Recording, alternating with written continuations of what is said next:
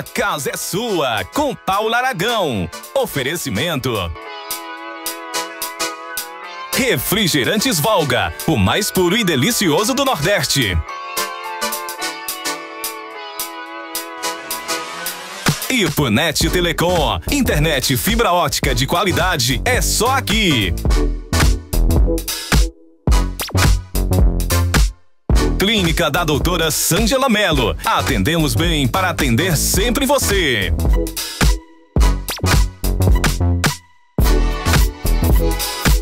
Colégio Ipuense, educação que acolhe e transforma.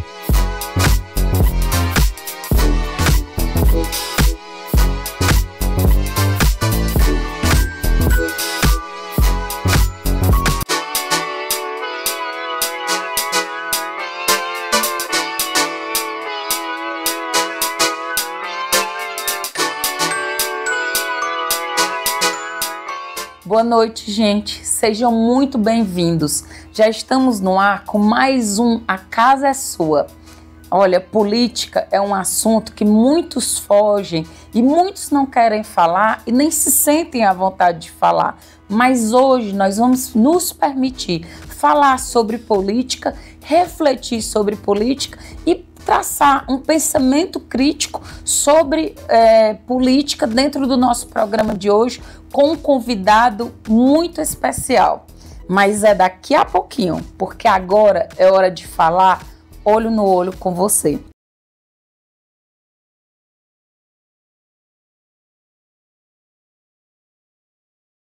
Juliana Martins, uma moça que fazia um mochilão de 4 meses na Indonésia.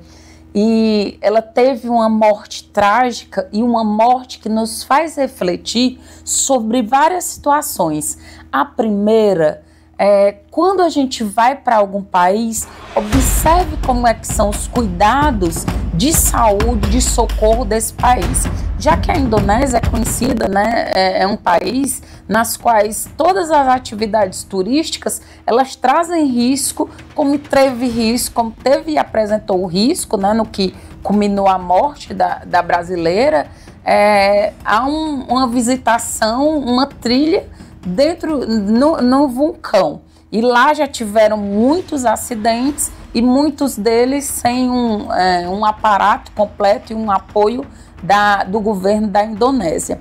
E aí nos vem à tona, né? Como é bom a mobilização social, principalmente nas redes sociais, que não seja cerceado a nossa liberdade de expressão nas redes sociais, porque foi através dessa nossa liberdade de reclamar inclusive do governo brasileiro, do Itamaraty, que se negou em primeiro momento a trazer o corpo, a fazer o translado e o apoio ao translado do corpo da brasileira. Depois de muita pressão, o presidente voltou atrás e colocou um novo decreto. Então é uma coisa que a gente deve pensar.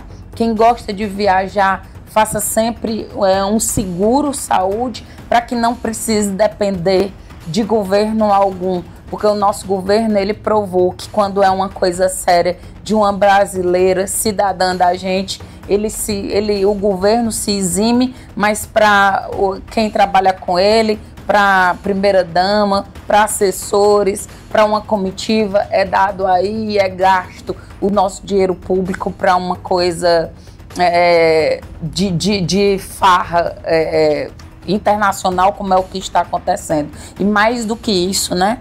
Criminosa, condenada, como a ex-primeira-dama peruana, veio com nosso dinheiro no nosso jatinho, né, da FAB. E aí, depois de muita pressão, foi dito que o governo ia abrir uma exceção para trazer o corpo da Juliana Martins. Eu sinto muito pela forma que ela faleceu e tudo que a família dela está passando. Mas eu quero trazer aqui um pensamento para além não só dessa questão de reclamar do Itamaraty, de nós trazermos essa comoção nacional para essa brasileira que sofreu o que sofreu. Ela foi deixada para trás. Eu acho que muitas pessoas verificaram o que aconteceu. Ela se sentiu cansada e o guia turístico e as pessoas que estavam com ela na viagem a deixaram para trás. Mas foi só 3 minutos. Ela ficou sozinha, cansada, pode ter tido até um certo tipo de desorientação, que parece que as condições climáticas não estavam nada bem, e aconteceu o que aconteceu. Então, não só em viagens, tenha cuidado com quem está ao seu lado. Tem aquela fala que a gente coloca na internet e não sabe realmente de quem é o autor, mas que diz: importa quem está do meu lado nas trincheiras, muito mais do que a própria guerra. Tenha ao seu lado pessoas que, na hora que você cansar, na hora que você virar um peso, ela vai ficar com você e vai lhe ajudar. Talvez se esse guia tivesse ficado com essa moça, né, tivesse dado apoio, tivesse sido eficaz no cansaço dela e ter dito: vai todo mundo parar, talvez, né, ela tivesse tido condições de sobrevivência. É uma tristeza muito grande, mas que nos coloca à frente disso, né?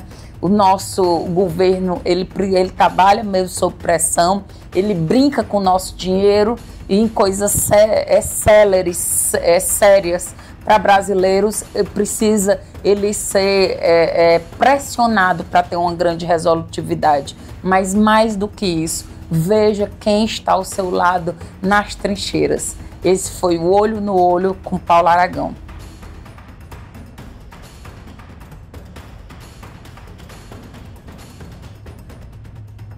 Olá pessoal, boa noite. E hoje aqui, para mais uma vez, né? Sempre os nossos papos de segunda são com pessoas que a gente fica aqui conversando durante uma hora e pouquinho, e é aquele assunto que dá vontade de conversar mais. E hoje eu vou receber aqui uma pessoa altamente articulada e entendida sobre um assunto que eu também amo, que é sobre política. Então, estou recebendo aqui um colega de trabalho, um grande amigo, cursamos especialização juntos e nos encontrávamos, né, toda semana, todas as terças-feiras indo para Sobral, e dentro dessas nossas conversas tinham sobre política, tinham sobre a vida da gente. É uma pessoa que eu quero bem, que eu admiro, que eu confio e que eu sei que entende muito. Então hoje eu convido vocês para falar sobre política com o Dr. Azarias Araújo. Querido, que satisfação você aqui, viu? Obrigado, doutora Paula, obrigado, Paulinha, posso chamar assim, né? Pode. Um prazer estar aqui contigo, viu? Um abraço a todos os telespectadores que estarão vendo e ouvindo a nossa fala através deste canal, através da Casa é Sua, a doutora Paula Aragão. Pronto. Aqui a casa é sua, a casa é dos telespectadores, então nós vamos discutir sobre tudo. Azarias, você é muito eloquente, né? Você tem uma retórica muito boa de falar sobre isso, até pela sua profissão, né? Depois a gente vai falar lá de onde, né? Da sua... Você está à frente de uma igreja, então você tem uma retórica muito boa, é muito compreensivo, você fala... e nós conseguimos compreender, mas assim, para você, é fácil falar sobre política? Paulinha, é fácil. Deixa eu só me apresentar para o público, sim, porque pode ser que tenha alguém que não nos conheça. Pronto. O meu nome é Azarias Araújo Silva. Eu sou casado com a enfermeira Ana Paula Alexandre Bier. Sou maravilhosa. Nós temos 3 filhos, 2 moças, que é a Gabriele, de 18, a minha filha Isabela, de 12, e meu filho Abner, de 7 anos. Nós somos enfermeiros de profissão e atuamos no serviço público há mais de 20 anos, já que nós somos formados na Universidade Estadual Vale do Acaraú e na UVA. Nós nos formamos juntos e nos especializamos juntos. Na UES, depois nos especializamos também nessa especialização que você também fez, que foi no Sírio-Libanês. Depois houve outra especialização que a gente fez. E com relação à sua pergunta sobre essa questão de falar sobre política, né? E de entender, né? Não só falar. Tudo na vida da gente, ela tem um início, ela tem um princípio.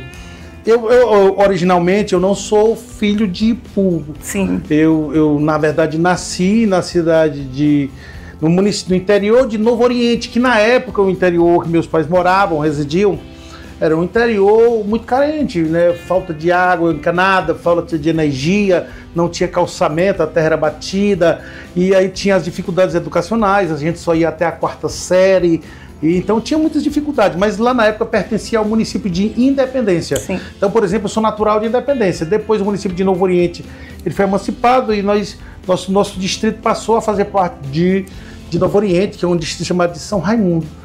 Morei no Novo Oriente, depois vim para Crateús, em Crateús eu fiquei até o ensino médio.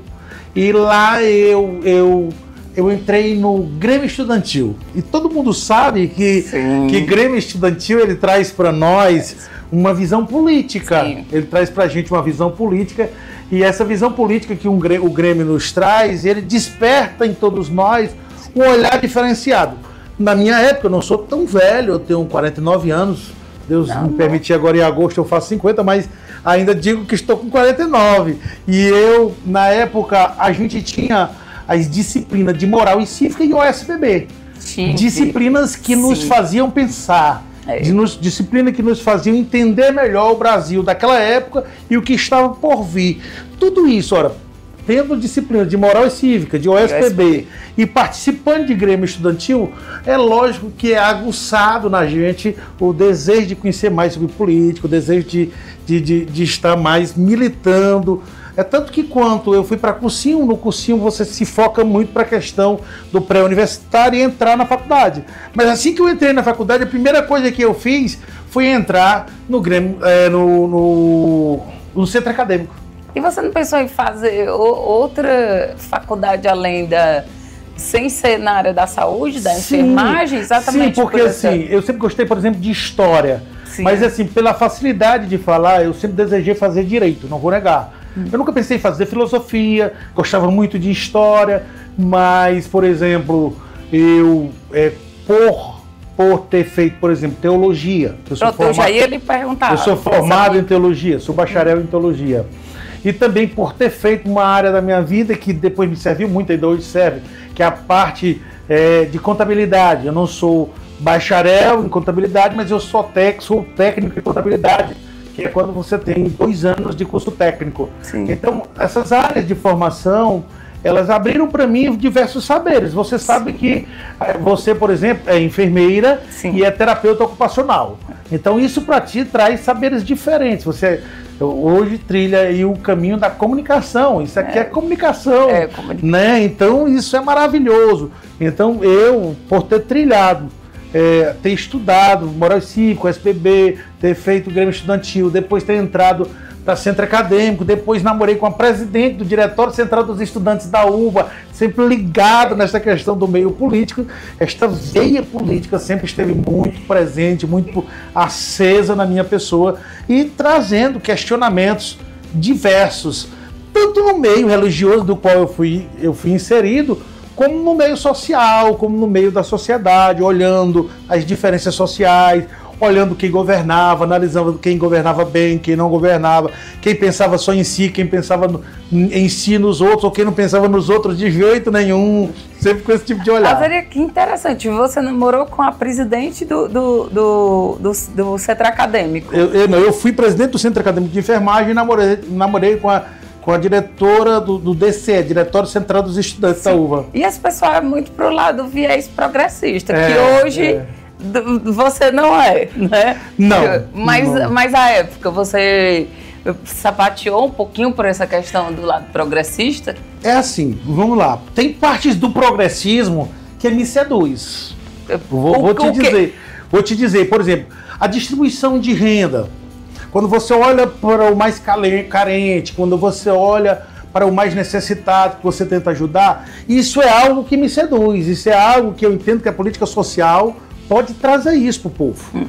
É tanto que o que me fez entrar no mundo político, partidário, que eu acredito que você deve ser um dos seus desejos de saber, seguramente eu já adianto para você, não foi a questão salarial.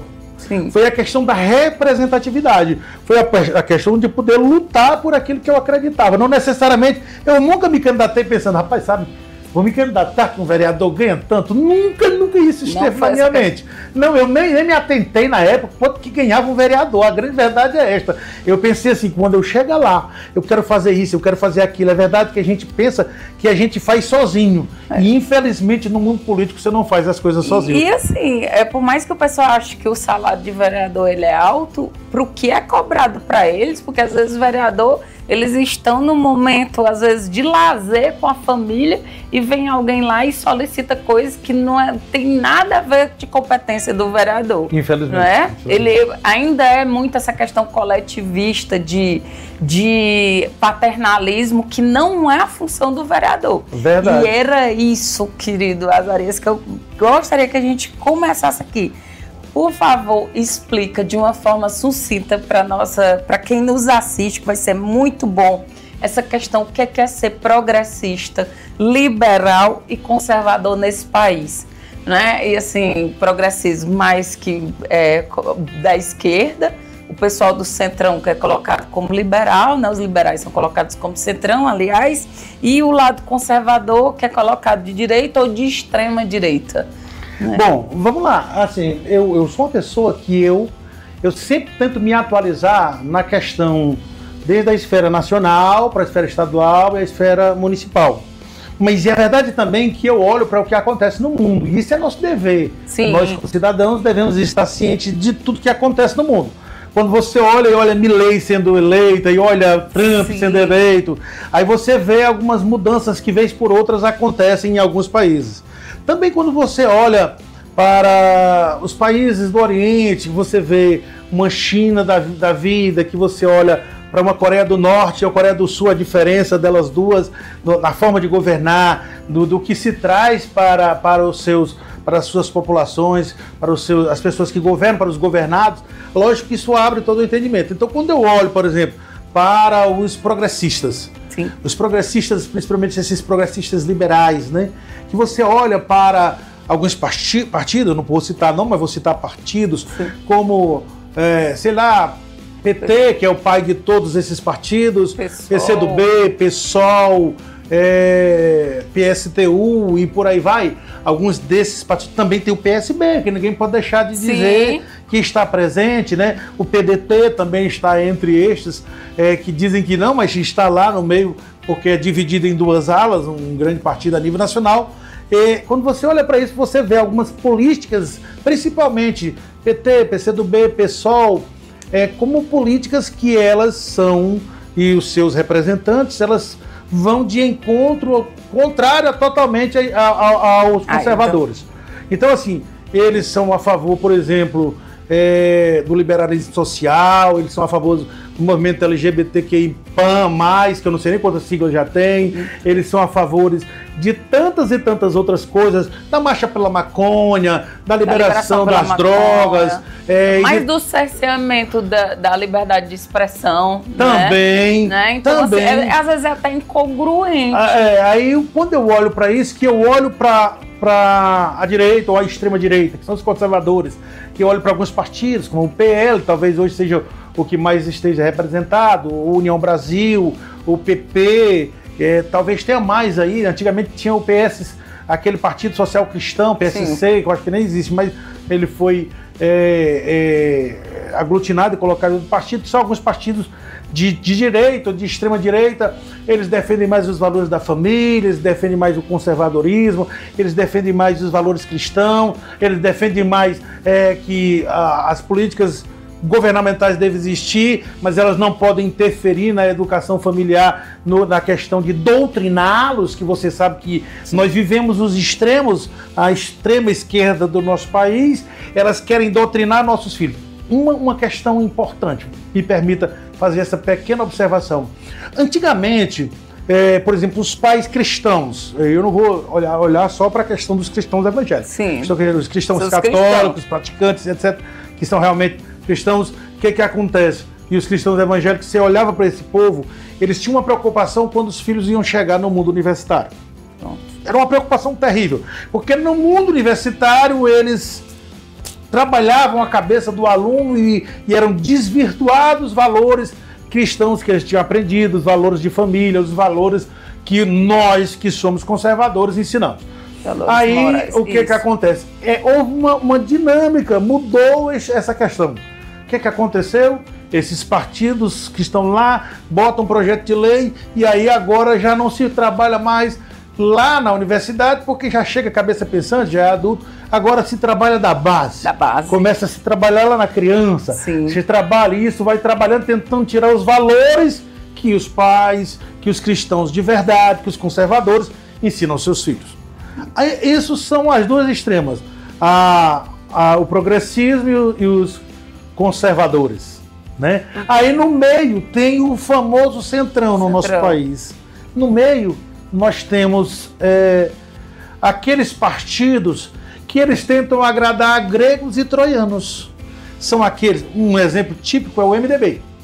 O MDB, quem ganhou, ele está bem, ele está bem na fita, ele está sempre lá, ele está sempre no meio. Não é só o MDB, tem o PRD, PRB e tem outros partidos mais. Salvo engano, o União Brasil hoje é até classificado quase como um partido de centrão. Tem outros partidos que no momento eu não me lembro, mas existe um grupo, e esses parece que são esses que decidem os rumos do país, que decidem quem é presidente da Câmara, quem é presidente do Senado. Quando a gente pega ali a direita e a esquerda, eles estão exatamente tentando conquistar o centrão, porque aquele pessoal do centrão são os que decidem. Porque eles são quem promove o equilíbrio. Pronto. Digamos assim, eles são promove o equilíbrio. Eles são a favor da propriedade privada, como eu também sou, eu entendo que a política, por exemplo, o progressismo, ele acha que é melhor ter uma distribuição de renda. Eu também acho, mas eu também sou a favor de que o cidadão que luta por seus bens, com o seu próprio trabalho, com o seu intelecto, a força que ele tem. Então o Centrão ele tenta manter esse equilíbrio entre o conservadorismo e o progressismo. Porém, eles estão sempre em cima do muro, porque quem está no poder, seja um progressista, ou um de direita, que nós chamamos de extrema direita ou extrema esquerda, ou eles que estão no meio, quando alguém assume o poder, eles estão lá e são quem estão decidindo os rumos do nosso país. E é interessante nessa questão, por exemplo, se você trouxe, né, citou a China, quando a gente vai avaliar a China hoje ela se baseia na liberdade de abertura de empresas. É muito mais fácil do que no nosso país. Ela se baseia muito mais no que existe nos Estados Unidos, né? É um país socialista para comunista, mas é altamente capitalista. O capitalismo dos Estados Unidos. Altamente capitalista. Você sabe que eu gosto de viajar? Quem mais tem poder, na hora que a gente chega naquelas grandes grifes, quem estão lá? A grande maioria chineses, milionários. Não é para você abrir uma empresa na China, para você abrir uma conta nos Estados Unidos, aí em 2 minutos nós ainda estamos aí um pouquinho distante desse pensamento, né? Verdade. De sermos conservadores em alguma situação, mas altamente liberais na questão econômica. Sim, eu entendi. Inclusive, essa semana estava lendo a respeito do presidente da Coreia do Norte, que ele inaugurou um parque temático enorme, com toboáguas, com piscina de todo jeito, e alguém fez um comentário. Apenas que são poucas pessoas que usufruirão desse parque temático que ele está inaugurando. Dizendo que aquilo dali é para quem tem dinheiro, é para quem vai poder usufruir, não é para dar para a massa pobre fazer uso. Então, assim, é um socialismo ou um comunismo aproveitando... como é que se diz? Come e arrota caviar. Eu me esqueci qual. Então, tem essa questão de um ditado que se diz isso. Então, assim, nós vivemos os extremos, mas no Brasil nós temos uma realidade. E quando nós chegamos na realidade local, aí é que o bicho pega. Você foi no ponto que eu gostaria de lhe perguntar. Você acha que na nossa realidade local, as pessoas, quando elas são votantes e vão para votar, elas entendem que influencia diretamente na política nacional que elas estão decidindo aqui? Porque eu escutei muito mais nas últimas eleições, dizer, não, mas isso daqui não funciona, isso aqui não existe extrema esquerda, não existe extrema direita, eu voto pela pessoa. Existe isso da gente votar pela pessoa, porque a pessoa que eu escolho, vamos dizer, aí a pessoa que eu escolho, ele é do partido tal, ele vai ter que seguir o partido tal. Então, é um cristão votando em quem defende o aborto. Bom, é interessante. É um dos exemplos. É interessante essa questão. Nós tivemos no nosso município líderes, e aí eu não estou falando dos líderes católicos, eu estou falando de líderes que são pastores, sim, que abraçaram a campanha do PT no nosso município, que são de direita, que combate o aborto, a liberação do uso de drogas, a liberação, a questão que combate a ideologia de gênero, que combate até a questão da mudança de sexo, que hoje em dia sim, você pode ser, que se zangam, eu posso usar essa expressão, né? Poderia usar outra palavra, mas para ficar mais fácil de quem vai ouvir, se zangam quando ouvem que agora você não coloca mais o sexo da criança, se é masculino ou feminino, que ela pode optar por a questão da mudança de sexo antes de ser adulto, e aí eu vejo eles fazendo grandes discursos a nível local, mas defendem partidos que defendem essa política a nível estadual e a nível nacional. Por sinal, da minha denominação, não no Ipu, mas aqui numa cidade vizinha, no período da campanha, na época em que o Bolsonaro e o Lula estavam em campanha, estou usando uma campanha, porque nós não estamos em campanha, estou usando o nome deles, até porque já foi definida as eleições, o Lula é o presidente. E o pastor da igreja local, na época, numa cidade aqui vizinha, ele estava em oração com a igreja, né, na hora da apuração.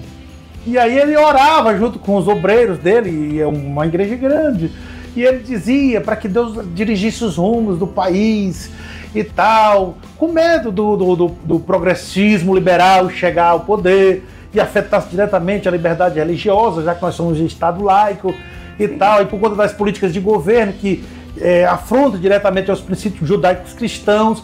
Quando sai o resultado, muitos cristãos ainda estavam dentro da igreja, muitos irmãos, lá da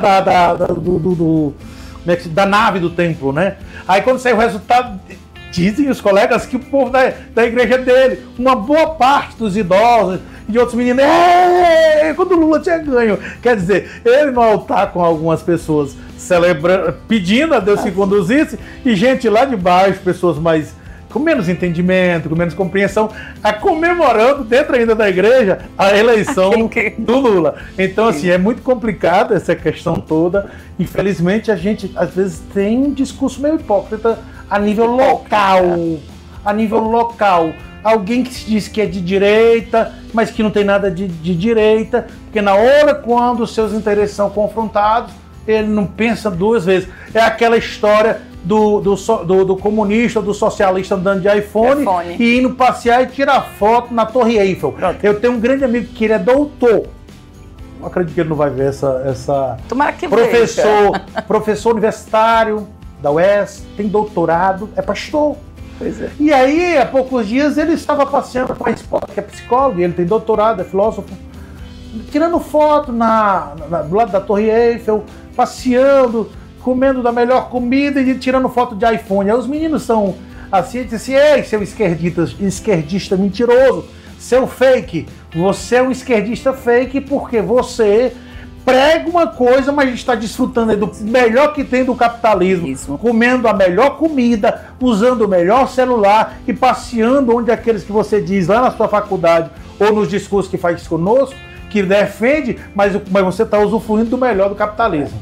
Nós tivemos aí a deputada, né, Erika Hilton, né, que ela usufruiu na última viagem, ela disse que estava resolvendo coisas do Brasil em Portugal e aproveitou e foi para o show da Beyoncé em Paris, usando roupas de grife, né? Nada como o bom e velho capitalismo, né? E aquela questão, por que é incongruente? Se os socialistas fossem ler Marx, eles vão entender por que é incongruente eu defender o socialismo e eu ter realmente um iPhone que é altamente do capitalismo. Eu colocar uma roupa de grife é totalmente incongruente com o que eu estou pregando. É desconexo com o que se prega. E aí, aquele discurso, depois de vir falar, é exatamente para as pessoas que ignoram, né? Você sabe eu adoro aquela frase, quem não gosta de política, infelizmente vai ser dominado,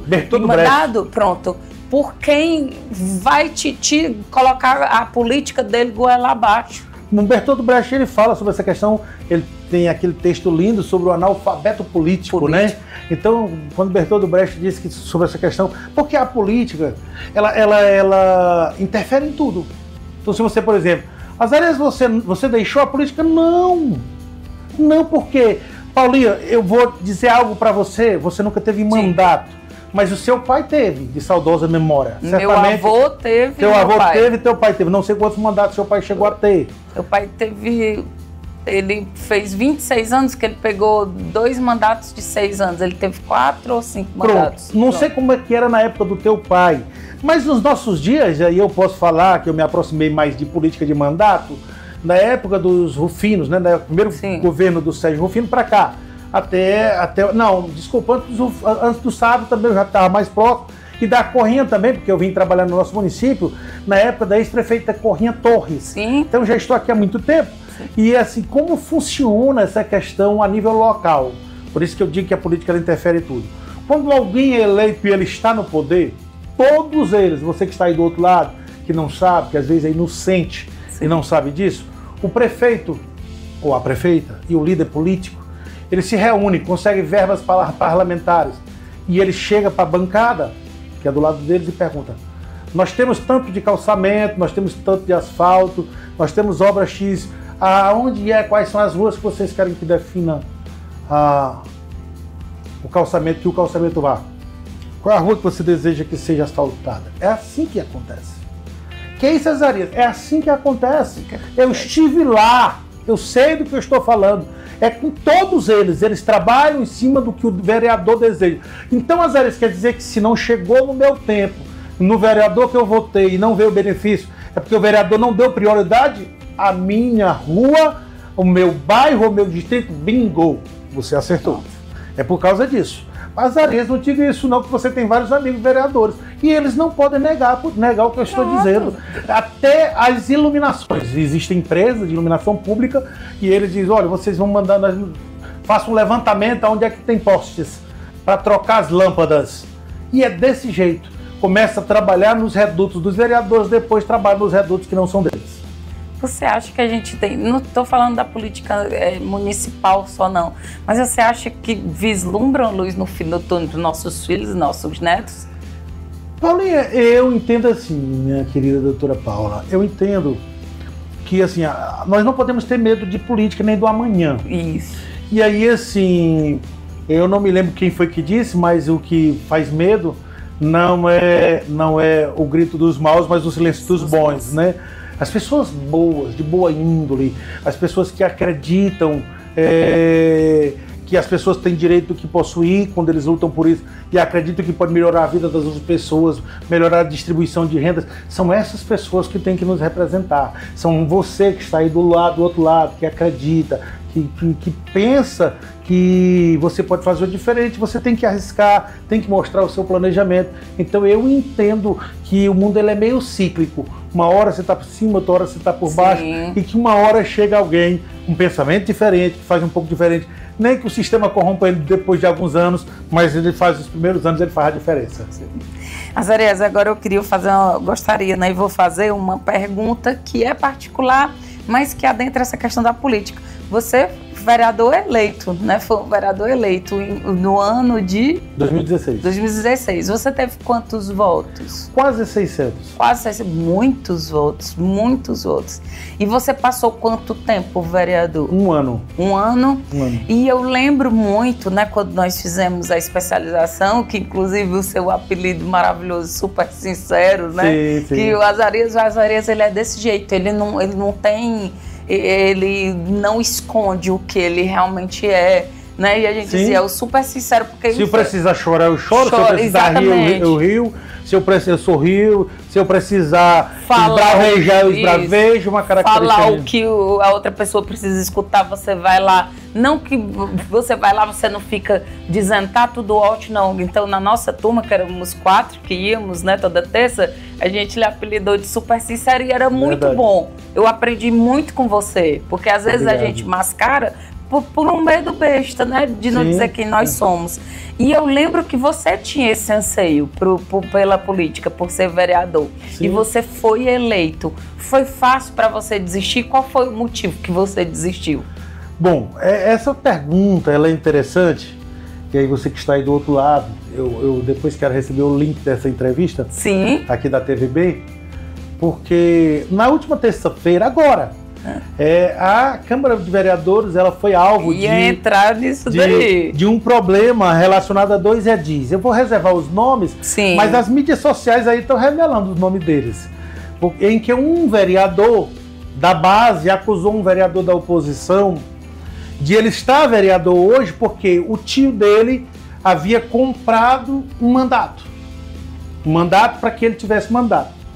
E isso não procede. Não procede porque para ele ter comprado o mandato, teve alguém que venderam. E quem estava no mandato na época era eu, e eu não vendi mandato. Aí é onde entra a sua pergunta, que ela é extremamente importante. Eu fui candidato a vereador e eu fui para representar, eu sei que você representa o povo em geral, mas eu tinha 3 bandeiras na minha campanha. Saúde, trabalho e fé. Saúde, eu sou profissional da saúde, minha mulher é profissional da saúde, eu tinha sido diretor do Hospital Polo, fiz muita amizade com médicos, dentistas, enfermeiros e outras gamas de profissionais, de uma forma muito respeitosa, sempre tentando fazer o melhor para ajudar as pessoas. E aí, por passar 4 anos na direção do Hospital Polo, isso abriu uma margem para uma candidatura. Também eu, como filho de um sacerdote da maior igreja da cidade, sim, e ele bem conceituado, e eu sempre me relacionei muito bem, eu resolvi também pleitear uma representação no meio dos evangélicos, já que nunca um evangélico desta cidade tinha sido eleito vereador. Então assim, saúde, trabalho e fé, trabalho eu exercia, saúde eu fazia parte, fé tinha os meus irmãos por trás. Por incrível que pareça, depois alguém me procurou e disse assim: Azarias, essa tua bandeira de trabalho aí é a bandeira que o padre Zé Linhares usou a vida toda na campanha de centro. Que legal, então eu peguei uma... Eu não sabia que era o padre Zé, que foi deputado, né, e foi diretor da Santa Casa. Isso. Aí eu candidato estive no PROS 90. Nós éramos 10 candidatos. E nós conversávamos, eu lembro-me que na campanha, uma campanha acirrada, eu tinha algumas pessoas me ajudando, sobretudo na saúde e os pastores. Eu tinha 10 pastores me ajudando. Então, assim, a gente, na luta para ser eleito, rodávamos serra, sertão. As nossas condições não eram tão grandes, econômicas, mas tínhamos a questão do serviço, do trabalho. Eu chegava para as pessoas com o meu santinho e eu entregava o santinho em todos que receberam, tinha o meu telefone de contato no verso. Se eu não for eleito, me procure depois, mesmo que eu não seja eleito, porque eu estou aqui para te ajudar, para te atender. Eu não vou embora, eu estou aqui. Passei a campanha todinha desse jeito. Todos os meus santinhos tinham o meu telefone de contato pessoal no verso. Aí o pessoal: pai, tu é doido? Eu disse: não sou doido. Aí aquela correria, aquelas pessoas para tirar foto lá do prefeito, eles iam na frente, não, vão na frente aí com eles, correndo, entrando de casa em casa, cada vereador abraçado com o candidato a prefeito, sim, tirando foto, e eu vinha atrás, no silêncio da multidão atrás, conversando com as pessoas individualmente. Aquele voto de convencimento. Sim. Quando eu fui eleito, dos vereadores eleitos, eu fui o que tirei menos votos. Mas nós subimos para a Serra no dia seguinte para almoçar, e quando nós voltamos, lá foi decidido que o líder do prefeito seria eu, pela facilidade de falar, sim, e pelo conhecimento de gestão. Beleza, nós descemos, passei 1 ano como líder do prefeito e trabalhando no Programa Saúde da Família, na época no Engenho dos Belém. Então eu trabalhava como profissional do Programa Saúde da Família e como vereador. Terminou num dia fatídico, que foi o dia 16 de dezembro de 2017. Meu pai tinha ido para Fortaleza e lá ele sofreu um princípio de infarto e foi à Santa Casa, isso numa terça-feira. O médico disse, você está com problema cardíaco, procure seu cardiologista. Ele disse que tinha cardiologista que ainda é vivo e atua diretamente, que é o doutor Timbó de Crateús. Papai foi, quando chegou aqui, ele não foi para Crateús, para o cardiologista. Estava numa reforma aqui na igreja, que fica aqui na Avenida Boulevard Sebastião Carlos, e o pedreiro faltou. E ele tinha comprado umas peças para colocar no chão, que não é cerâmica, é outro nome que dá, me esqueci o nome que dá. E ele mesmo foi colocar como servente. Quando ele desceu para almoçar, ele subiu imediatamente após o almoço, estava um sobrinho meu com ele, e ele infartou, eu não estava com ele, eu estava trabalhando, e aí me ligaram, eu corri para o hospital, o Gleidson correu comigo, na época o Gleidson era o secretário, e aí meu pai foi a óbito. Meu pai teve um infarto fulminante, fui eu que tive a dura missão de voltar em casa e dizer para a mamãe, papai partiu. Chorei muito, muito, muito, sim, porque meu pai não era só meu pai, ele era um amigo meu, um amigo de verdade. Conselheiro, né? Todo dia eu ia na casa dele tomar a benção, e quase todo dia eu estava lá para tomar a benção, tomar um suco e conversar. Todo domingo eu almoçava com ele. Todo domingo eu almoçava com ele. A não ser que eu estivesse fazendo alguma especialização, já que eu tenho 3. Sim. Aí uma partida dele, à noite, no velório, tinha alguns pastores, amigos dele, que disseram assim, vocês desejam que o Azarias seja o pastor de vocês?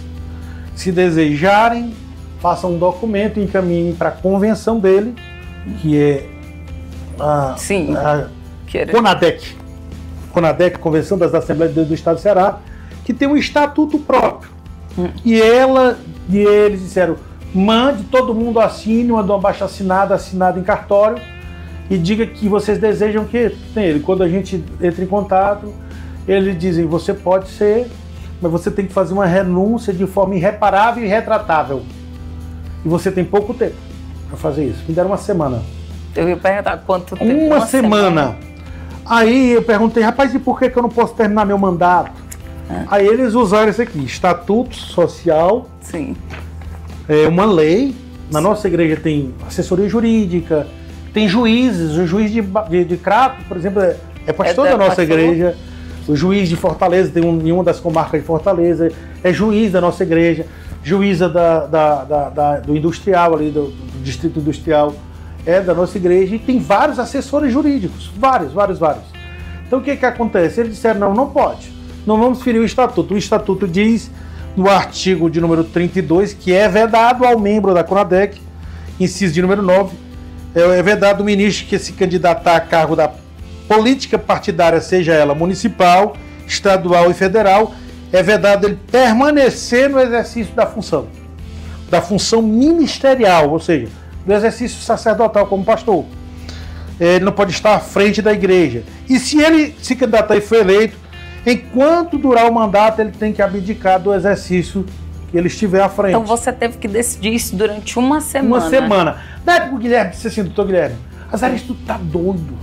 Cara, muita gente aqui que é empresário deseja ser vereador. Não é por conta do salário, é por conta da representatividade que a pessoa tem. A política, ela decide tudo. Eu já disse para você que a política decide tudo. E aí é onde entra o Edil, que foi infeliz, que disse que eu vendi meu mandato.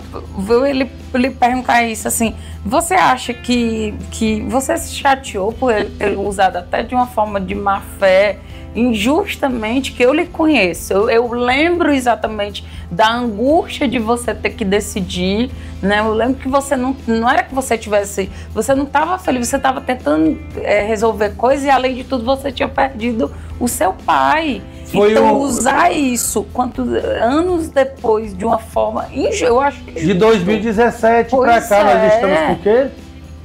17 para cá, 9 anos. 8 anos.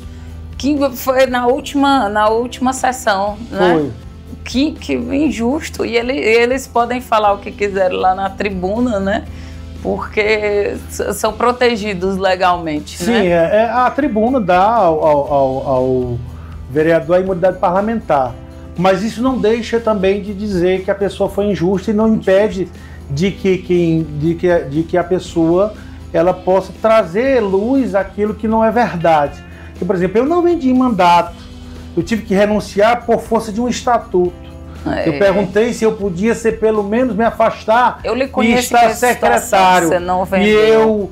E eu, na época, eu renunciei, porque ou eu era vereador ou eu seria pastor no lugar do papai. Eu sou o único filho do meu pai que é pastor. Eu tenho mais 3 irmãos. Nós éramos 5 homens, nós somos 4.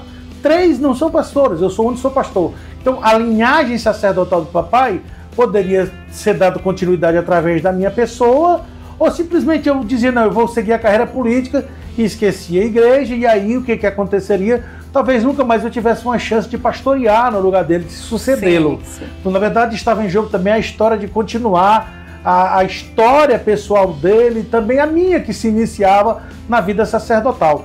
Eu fiquei extremamente chateado. Eu acho que nessas questões você poderia ter usado outro argumento, dizer que foi a custa de um óbito, que o Edil chegou a ocupar uma vaga na vereança de titularidade. Sim. Dizer que foi a custa das dores de um colega que passou por lá. Tinha outros argumentos. Foi muito infeliz quando disse que foi porque o tio comprou, quando na verdade não foi. Foi a custa de um óbito de um pai que era amado pelo filho e da renúncia a duras custas, porque além de eu estar representando pessoas, eu deixei de representar e ao mesmo tempo eu também deixei de representar colegas da saúde, pessoas da minha fé cristã, e também um sonho que eu tinha em representar, porque como eu disse, eu já trilhava um mundo político, não partidário, mas político, desde o ensino médio, quando eu participei de Grêmio Estudantil. Você está entendendo? Pois eu era do PROS. Pois é. E assim, né, tem horas que, infelizmente, essa política, essa briga, essa discussão, essa coisa acirrada da política municipal, às vezes deixa a desejar, né, que a gente sempre... que a gente e as pessoas que estão lá à frente da Câmara, nós não desejamos aquela briga, nós desejamos coisas resolutivas, com fidedignidade no que está sendo cobrado, né? Sim. Mas quando coloca em jogo, e eu digo uma pessoa que eu quero muito bem, não só você, né? A gente já parte para aquela política que não é uma política agradável de se ter. De jeito nenhum. Eu não acho que não é por aí. Não. O direito de representatividade, ele é legítimo, e quem está lá o fez porque alguém o fez ele chegar lá. Mas qual é o meu entendimento acerca disso, Paulinho? O que eu entendo é que quem está lá, ele deve fazer da melhor maneira possível. Tanto quanto possível, né? Tanto quanto possível para fazer bem a todos. Todos. Eu sei que existe o partidarismo. Eu sei que às vezes se olha muito para o umbigo, dizem que quando a farinha é pouco, o meu pirão vem primeiro, né? Mas no entanto, eu entendo que, por exemplo, cabe ao vereador, ao representante do povo, que é quem cria lei em uma esfera municipal, numa esfera estadual, que seja no Alesse, né? Assembleia Legislativa do Ceará, ou numa Câmara Federal, ele, independente dele ser de situação ou de oposição, aí eu nem falo sobre a questão de ser progressista, ser conservador, ser do centro, mas de ele ser de situação ou de oposição, cabe àquele que foi eleito pelo povo, ele votar naquilo que é bom para o povo, independente de quem está mandando o projeto. Por exemplo, se eu sou um da bancada de oposição, mas o projeto que alguém está mandando, por exemplo, a prefeita está mandando, o governador está mandando, o presidente está mandando, no meu entendimento, nos que me fazem assessoria, leu comigo, me trouxe luz aquele projeto, me tirou minhas dúvidas que porventura eu tinha, que cabe a quem não tem, ele procurar saber de quem sabe mais para poder trazer luz, esclarecimento acerca de qualquer que seja o projeto. Então cabe a quem está lá, se for bom, tanto faz você ser de oposição ou de situação, vote. É bom para o povo, vote. Da mesma maneira, da forma contrária. Sim. Se o projeto que vem, ele vai fazer mal ao povo, ele vai fazer mal ao servidor público, ele vai fazer mal ao colaborador, não vote. Não, mas eu sou de situação, eu represento a situação. Mas no seu entendimento, é um projeto maléfico. Sim. Ele vai fazer mal. De repentemente, o projeto que está aumentando o imposto vamos lá, do colaborador que paga não sei quantos % do IPUPRE vai aumentar ainda mais. Poxa vida, para que você vai fazer isso se você é um edil de situação só porque é de situação? Não, vote contra. De situação, de oposição, vote contra. O projeto faz bem, vote a favor, tanto faz ser de oposição ou de situação. A prova disso é que no passado bem recente, nós tivemos projetos que aumentaram o valor do tributo para os servidores públicos e também o valor da famosa conta de luz e energia. Você se lembra? Uma polêmica grande nesse município. Muita gente ficou fechado por conta de ter votado nesses projetos. Então, assim, eu entendo que a política ela é a arte de fazer bem, se você souber fazer. Se você souber usar daquilo que te dão para representar. E eu entendo que quem é bom, quem tem bons pensamentos, quem tem uma capacidade de representar, que este é o caminho para ir. Mas você não acha que o establishment, ele acaba sugando essas pessoas boas? Como, por exemplo, tem horas que o partido ele obriga você a votar em coisas que... Nós temos aí o exemplo do Júnior Mano, né?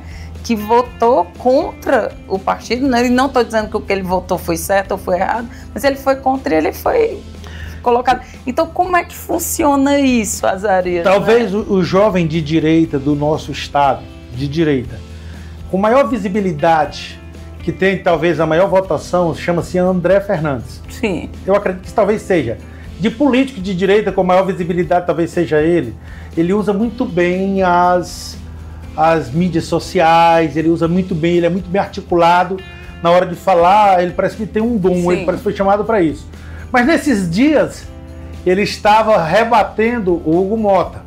O Hugo Mota é o presidente da Câmara, né? Sim. O Hugo Mota, o Alcolumbre é do Senado. E ele dizia no seu discurso, dizendo o seguinte: olha, Hugo, eu quero dizer para você, Hugo Mota, que eu fui levado, para não dizer que eu sou contra. Eu votei em você. Aí atrás de você estava em quem eu queria votar. Está em pé, aí citou o nome da pessoa. Mas para não dizer que eu não sou a favor do partido, para não dizer que eu não sou pela coletividade, que eu não faço coro junto com o partido que eu faço parte, eu votei em ti. Mas você é uma vergonha do meu voto. Eu me arrependo do voto que eu te dei.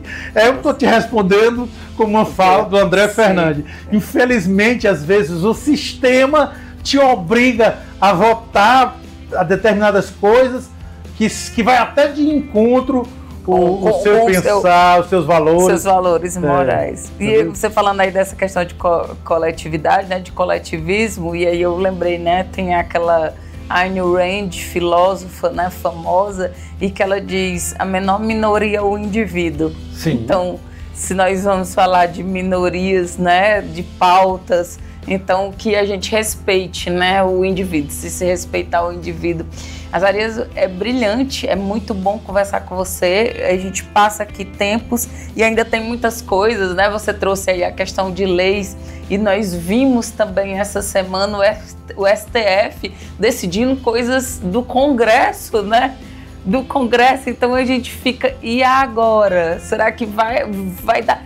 Tem horas que o Brasil, eu coloco mesmo aquilo que coloco o Brasil, não é para amadores. Aquilo não era para ter saído do STF, né? Aquilo ali é o Congresso Nacional. E o Congresso Nacional ficou calado, porque até o momento... Você está falando da lei da censura? Da lei da censura, das mídias sociais? Era para ter sido discutido, para ter sido pautado e para ter sido muito bem delimitado. Então foi decidido pelo STF e a gente não tem. O que realmente... a gente vai poder falar, o que é que nós não vamos poder falar? Será que o STF vai nos prender, doutora Paula? Porque temos a nossa opinião, porque qual é o meu entendimento? Exato. O meu entendimento é que quem nunca tirou nenhum voto, ele não pode legislar desta forma. Exato. Existem coisas que são jurídicas e são para o STF, são para eles que estão lá a julgar. Mas tem coisas que só cabe a quem está legislando, a quem cria leis. E é isso, é Câmara e Senado. E aí é vergonhoso. A forma de agir de algumas pessoas que nunca tiraram o voto. E que talvez, se candidatasse, não tirasse. É por isso que eu, particularmente, eu tenho uma linha de pensamento com relação, por exemplo, ao Supremo.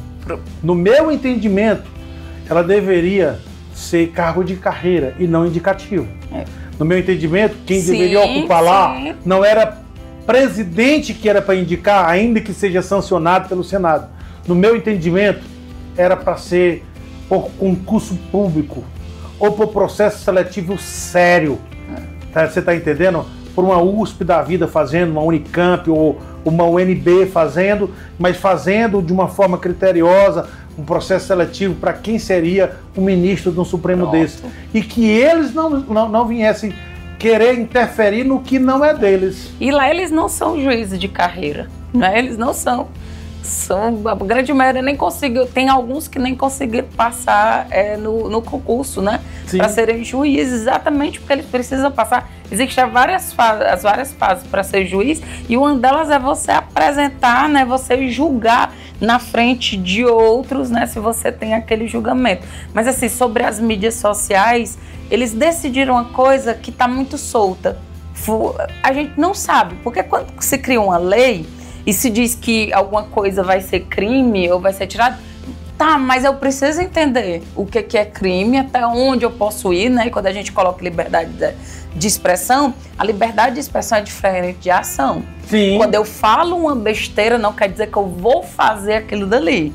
Então, a ação antes era o que era criminosa. Falar besteira não era crime, né? E quem é que decide o que é certo e o que é errado? O meu pai dizia que nós não podemos impedir um pássaro de voar por cima da nossa cabeça. Ele estava falando de pensamento. Sim. Mas nós podemos impedir que o pássaro venha, pouse e faça um ninho. Então, assim, eu posso pensar uma bobagem, não necessariamente eu vou fazer aquela bobagem. Entendeu? Então, papai gostava de dizer esse provérbio. E eu quero dizer para você que eu estava dando uma olhada nas mídias sociais e no jornalismo televisivo, eles dizem que o seguinte, é que as plataformas, elas, ao julgarem o que o STF considera ofensivo, já ia imediatamente para ir tirando, né? Isso. Antes de qualquer ação. Então, assim, eu acredito que eles devam nortear e dizer, colocar tipo uma relação, pelo menos eu entendo que vai ser assim. Eu ainda não vi assim por menores dizendo o que é, tipo, não pode isso, não pode isso, não pode isso, não pode isso. É como quem vai para uma consulta com um médico que está com uma patologia e ele diz, rapaz, você pode isso, pode isso, pode isso, você não pode isso, não pode isso, não pode isso, e está aqui a sua medicação. Mas foi votado ou foi, entre aspas, proibido, sem dizer diretamente até onde nós estamos infringindo a lei, né? Aí, assim, inclusive, nós temos humoristas pagando por conta disso, porque antigamente se fazia piada, por exemplo, com a questão homossexual, a questão negra, a questão do mulheres, gordo, a questão das mulheres, a questão das louras, e parece que agora se proíbe todas essas coisas, né? Então, assim, até onde também a questão do humor, o humor vai poder chegar até onde ele vai. E aí entra várias outras questões. Sim. Eu tenho, inclusive... Na questão do humorista, eu coloquei até aqui no olho, que ele é um idiota. Ele faz piadas que eu jamais iria pagar um show dele. São piadas muito ruins, assim, que não tem graça nenhuma, né? Ele até fez agora, depois de tudo isso, ele ainda vai fazer com a doença da filha do Gilberto Gil. Ah, você está falando do menino, do humorista lá que falou que foi condenado a 8 anos, né? E depois de ser condenado, ele ainda faz besteiras. O que é que eu coloco? Não dá pra gente calar idiotas, porque eu quero saber qual é o seu pensamento. Eu quero saber qual é o pensamento do Azarias para dizer se ele senta comigo, se ele convive comigo, convive com a minha família, ou se é uma pessoa que eu quero dizer, tomara que não cerceie a voz de pessoas más e ruins. É lógico que quando entra na ação criminal, né? Você partir para a ação, então ali já vai você responder. Mas você falar besteira, eu espero que todos os idiotas consigam falar besteira para que a gente, tanto eu quanto meu filho, eles tenham noção de dizer eu quero conviver com essa pessoa ou não. Como é que você vai saber diferenciar? Pois é. Né? Agora é aquela questão, essa questão da proibição nas mídias sociais, eu não sei como se fiscaliza isso, já que é algo tão aberto, né? É algo tão aberto. Com relação à questão do humorista, eu me esqueci o nome dele, ele na verdade está pagando pela língua porque ele não tem filtro. Não tem filtro. E aí é preciso se ter filtro. E com relação a essa questão, por exemplo, ela vai até um programa desse. A casa é sua. Pois é. Se dependendo de como você decida veicular e até onde chegue o padrão de visualização, ela vai ser censurada em alguma coisa. Que seja ela vai ser censurada em alguma coisa. Que, por exemplo, Há pastores, por exemplo, no meu meio evangélico, que são presos por alguma coisa que ele diz no altar.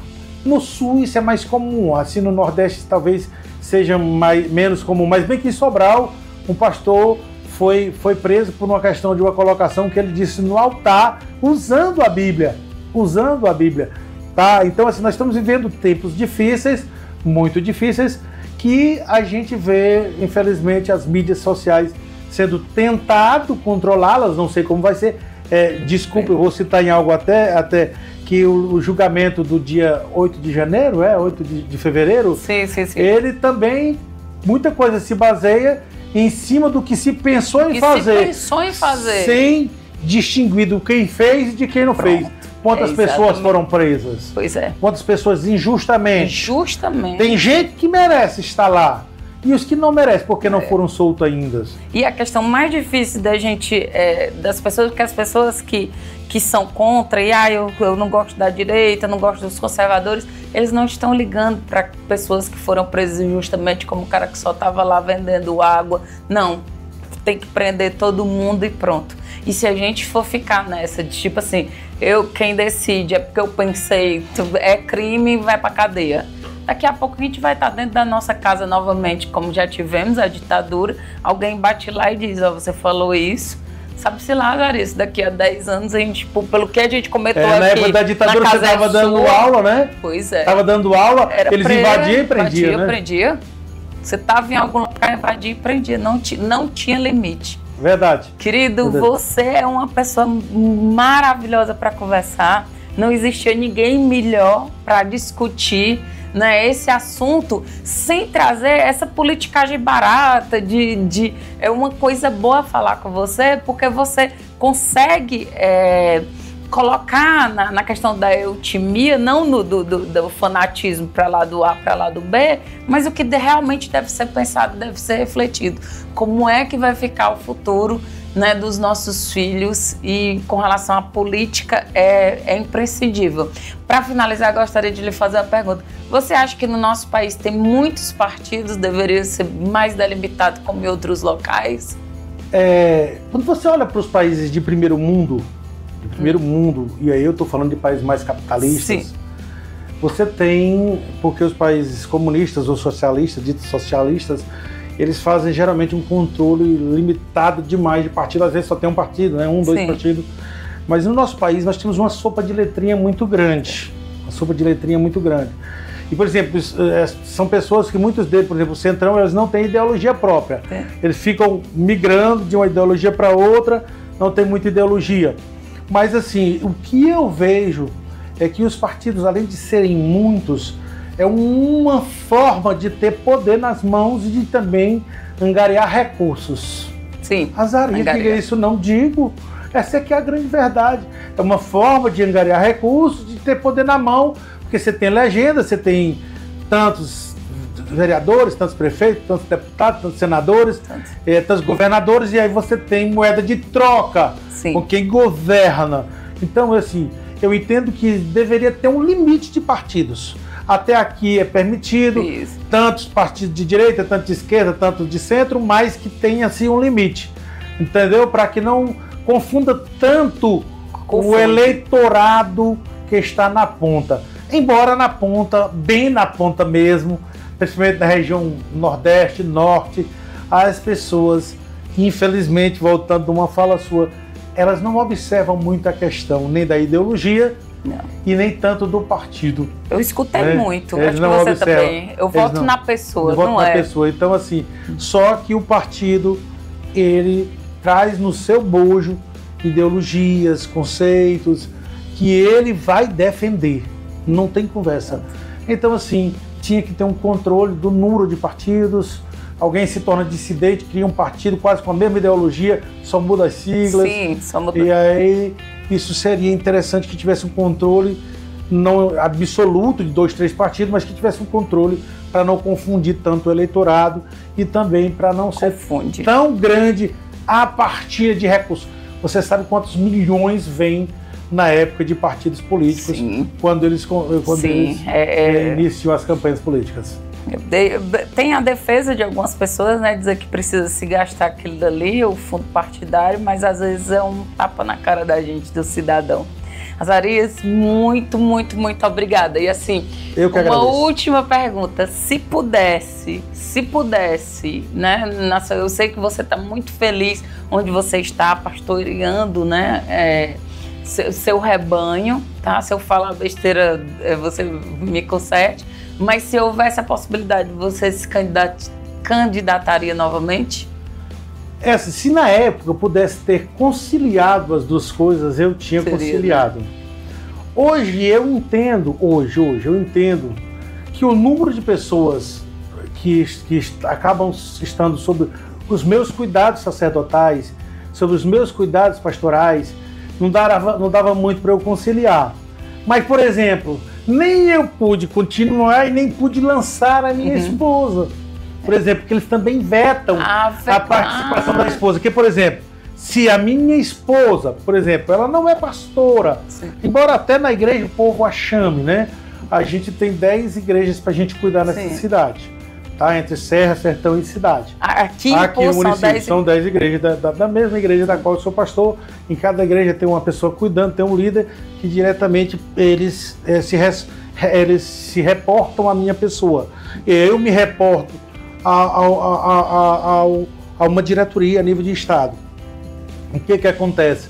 Se na época eu pudesse permitir, talvez a minha esposa teria sido uma opção de candidatura. Mas eu mesmo, hoje, se tivesse opção, eu não o faria. Embora, volto a te dizer, eu não posso dizer que não gosto de política, tá na veia. Está na veia. Estamos aqui com tá na veia. Eu gosto de política. A política, ela decide tudo. Ela decide o meu salário e o seu salário. Verdade. Ela decide o imposto de água que você paga, o imposto de luz que você paga, a taxa de lixo, se existisse, que aqui não existe, mas nos municípios maiores já tem taxa de lixo. No governo de estado tem, Fortaleza tem, Sobral tem, Juazeiro tem, e por aí vai. Calcaia, Maracanaú, são cidades que têm taxa de lixo. Ela decide aonde um posto de saúde é construído, aonde a escola é construída. Isso, ele decide, eu enquanto terapeuta ocupacional, quais são os recursos da minha sala, né, que eu vou ter para atender as pessoas. Se diz o que você tem que trabalhar, quais os indicadores que você tem que atingir, isso. Quanto que vem de verba para gastar com os profissionais. Então a política, ela decide tudo. Não tem como não gostar de política. Não tem. Quem não gosta de política vai ser mandado por pessoas que gostam de política e nem que sempre serão pessoas íntegras. Verdade. Querido, Azarias, você é do meu coração, viu? Obrigado. Espero que tenhamos outras vezes de encontro, tá? Uma alegria. E um abraço grande nos meninos, na Ana Paula. Ana Paula, se tivesse tido a oportunidade, é uma mulher muito virtuosa, muito íntegra, muito pacífica e de muita credibilidade, né, no trabalho aqui, tanto quanto você, viu? Sim. Eu que agradeço ao público, agradeço à TVB, agradeço aqui, a casa é sua. Pronto, a doutora foi Paula. Uma maravilha. Um cheiro, muito obrigado por tudo. Voltamos depois dos comerciais. O nosso programa vai ficando por aqui, mas claro, prometendo voltar semana que vem. Muito obrigada pela companhia, audiência e confiança de todos vocês. Não esqueçam, aqui a casa é sempre sua. TVB, conteúdo para toda a família, é só aqui. Tchau, gente. Até semana que vem. Aguardo todos vocês.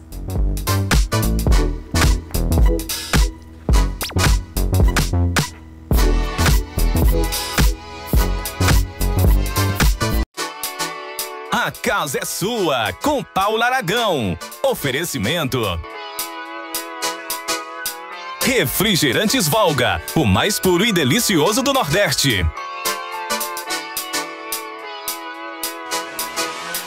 E Punet Telecom, internet fibra ótica de qualidade é só aqui.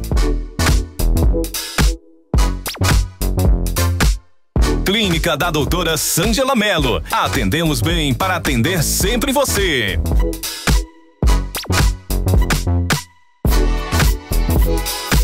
Colégio Ipoense, educação que acolhe e transforma.